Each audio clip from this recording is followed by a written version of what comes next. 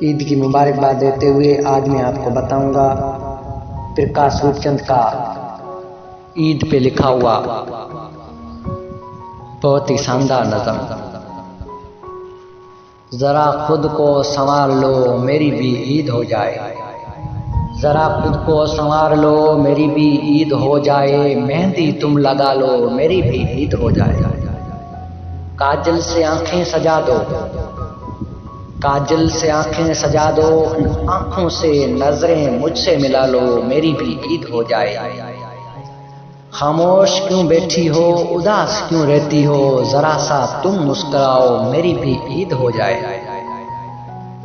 चांद मैंने भी देखा है खड़ा था सहन में मेरे, चांद मैंने भी देखा है खड़ा था सहन में मेरे, मगर अपना चेहरा दिखा दो मेरी भी ईद हो जाए।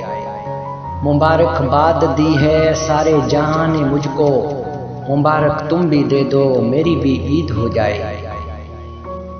प्रकाश से मोहब्बत रही हमेशा तेरी, जरा इज़हार भी कर दो मेरी भी ईद हो जाए। जरा खुद को संवार लो मेरी भी ईद हो जाए, मेहंदी तुम लगा लो मेरी भी ईद हो जाए।